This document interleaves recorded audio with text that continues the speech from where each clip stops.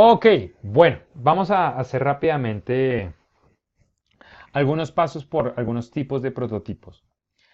Ya ustedes habían visto este, que es el prototipo en papel. El prototipo en papel es un excelente prototipo rápido, o sea, es un nivel muy rápido de generar prototipos y sirve para tres situaciones. Sirve tanto para los prototipos de propósito, los de look and feel y los de funcionalidad.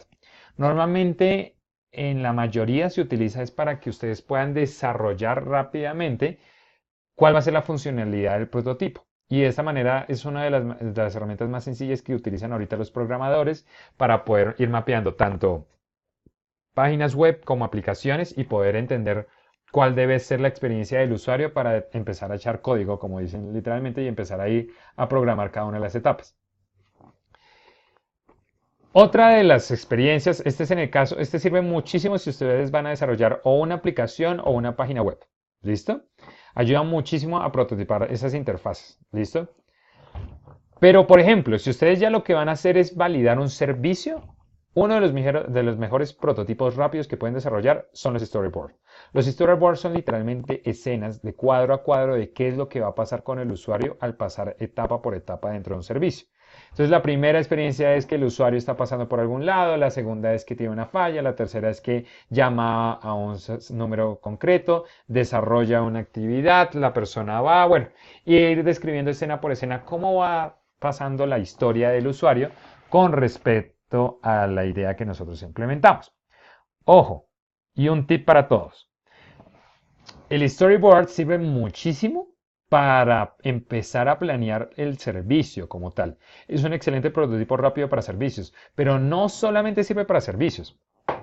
De hecho, hablábamos hace poco y en alguna de las sesiones era lo relevante que puede ser un storyboard para poder explicar cuál va a ser la experiencia de usar un prototipo, sea de producto, sea de servicio, para entender rápidamente cuál va a ser la funcionalidad de ese prototipo.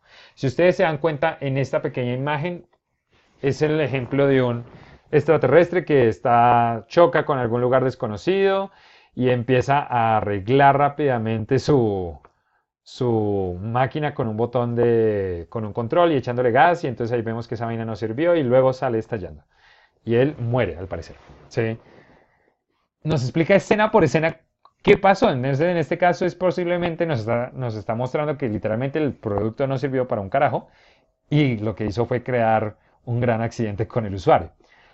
En otros tipos de storyboards ustedes pueden utilizar mucho mejor el detalle para entender cuál va a ser la funcionalidad de un producto. De hecho, les voy a enviar ahorita el link, o de pronto se los dejo ahí copiado, o va a estar en el Drive, el link de una unión entre un prototipo en papel y un storyboard.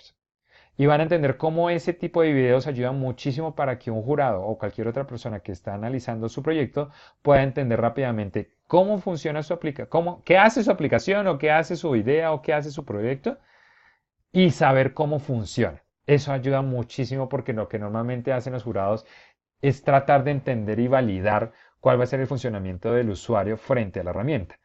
Y normalmente simplemente crear un prototipo en papel no sirve mucho para poder dar esa especificación de la información.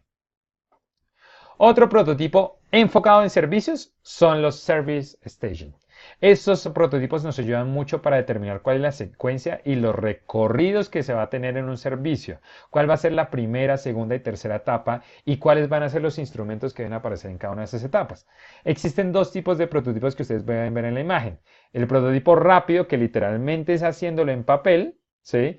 Y un prototipo mucho más elaborado que ya incluye estaciones reales, con espacios y dimensiones reales, que ustedes pueden empezar a trabajar si es necesario validar el espacio y la dimensión dentro del servicio.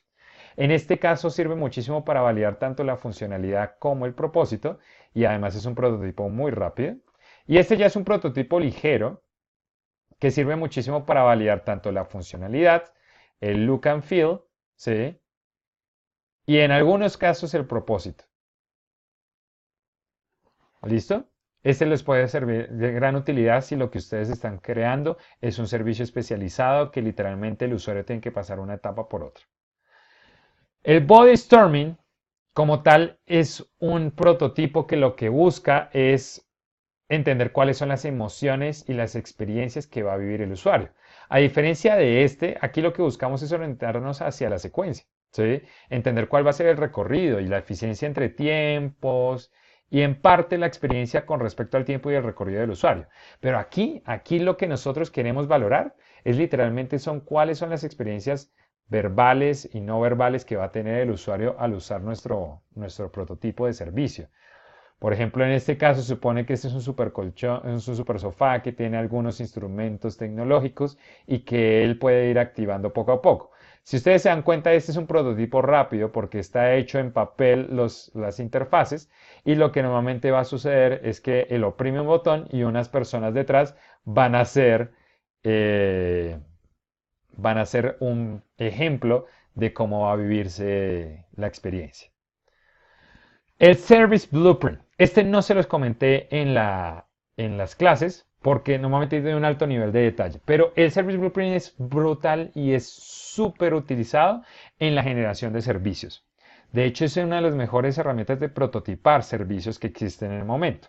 ¿Por qué?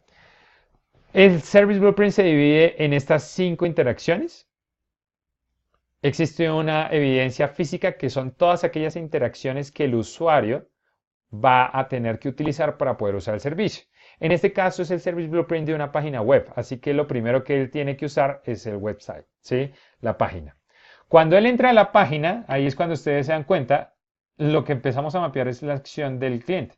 Entonces el cliente aquí, cuando entra, utiliza su computador, abre Facebook y abre el website, lo que va a hacer es buscar acerca del servicio. Lo que le va a aparecer, entonces aquí ustedes lo que ven son las etapas y las interacciones al frente, o sea, lo que en verdad va a ver el usuario al momento de usar la página. Y entonces ahí lo que nos está explicando es que en esta etapa lo que ellos van a ver es un Facebook, links, panfletos y el website. Listo. Pero entonces, esta etapa es lo que hace interesante el blueprint. Aquí se empieza a mapear qué hay del servicio detrás, cosas que él no puede ver, pero que es importante para nosotros para que lo podamos explicar a cualquier otra persona, cuál es el funcionamiento de este servicio detrás de cámaras, por decirlo así, porque esta ya es la línea de visibilidad y esta línea de visibilidad aquí nos muestra lo que ve el cliente y aquí nos va a mostrar lo que no ve el cliente, pero pasa. Entonces aquí en Facebook van a aparecer publicidad de revistas y de news, y de periódicos. Y ahí aparece alguien interno y es que hay alguien que va a estar creando esa tabla de marketing con este tipo de eventos. Miren que solamente aquí se explicó la primera fase que solamente ve el cliente. Aquí no en verdad no estamos mostrando para que el cliente vea esta parte, que simplemente el website y encuentre nuestros servicios y encuentre lo de Facebook y de los links, pasó esto que él no ve. Así es como normalmente se mapea un servicio, ¿sí? Y normalmente se mapea de esta manera porque aquí se trata de validar cuál va a ser la experiencia del usuario, pero también entender cuál va a ser la experiencia de la empresa haciendo que el usuario viaje por cada una de las etapas que se necesitan para desarrollar el producto y el prototipo. Ahí ustedes van a poder ver en el ejemplo qué es lo cuáles van a ser las siguientes acciones que va a hacer el cliente y qué es lo que necesitamos desarrollar detrás para que esas acciones se den y él pueda vivir la experiencia hasta recibir el mensaje. ¿Listo? Oh, chicos. Perdón. Tranquilo, computador. Tranquilo. Ok. Esta vaina se trabó. Cha, cha, cha, cha, chan. Listo. Ese es el Service Blueprint. Se los explico así, obviamente de una manera muy rápida, pero si quieren mucho más detalle, ustedes pueden pedirme más información y yo pues podría hacer otro video enfocado simplemente en esa experiencia. ¿Listo? Otras son las impresiones en 3D. Obviamente sé que algunos no podrán imprimir en 3D, pero lo que sí pueden hacer son maquetas en 3D. Sí pueden empezar a crear su prototipo en 3D como lo hicieron con el desarrollo del empaque del huevo o como lo hicieron con el puente, que son literalmente prototipos en 3D utilizando los materiales que tienen alrededor. Obviamente que en el caso de los huevos y del puente hicieron un prototipo rápido. Ninguno de los materiales que utilizaron son los materiales reales ni tanto para el empaque como para la construcción del puente. Lo que buscamos con el prototipo ligero es que usted empiece a aproximarse a literalmente tratar de llegar a cómo va a ser el empaque final del producto que está desarrollando o del servicio. Antes de continuar, ya para terminar esta parte de los prototipos, teníamos que hablar acerca de cómo medir. Nosotros normalmente utilizamos este formático que ustedes pueden utilizar, que es muy sencillo, sobre todo si lo que queremos validar es propósito. Si lo que ustedes necesitan es validar el propósito, ¿sí? Este tipo de formato les puede ayudar mucho. ¿Cómo funciona? Ustedes normalmente lo que hacen es generan el prototipo. Cuando generan el prototipo y hacen vivir la experiencia del prototipo al usuario final, pasan uno de estos formatos para que él llene cada una de estas preguntas. Si le pareció entendible la idea, si le pareció viable, si le pareció novedoso y qué aportes le haría. Esta es una versión muy light, por si uno no tiene muy claro en dónde podría fracasar su idea. Esto normalmente lo utilizamos es en cuando ya no sabemos qué tipo de barreras podría tener mi proyecto. Pero yo estoy muy seguro que ustedes en sus ideas, ustedes ya puedan haber analizado y después de todas nuestras experiencias y cada vez que hablamos, en dónde están las barreras que puedan hacer que su proyecto caiga. ¿Listo? Mi consejo, ¿cuál es?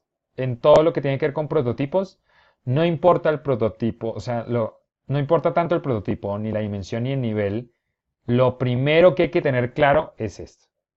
¿Cuáles son las posibles barreras? ¿Y qué es lo que se va a validar? Si ustedes tienen claro esto, tienen asegurado lo siguiente. Esto de la generación del prototipo no va a ser nada difícil. De hecho, ustedes mismos, a partir de una manera muy creativa, ni siquiera tendrán en cuenta algunos de nuestros ejemplos, pero podrán desarrollar la validación para poder probar que se sobrepasa la barrera que ustedes determinaron. ¿Listo?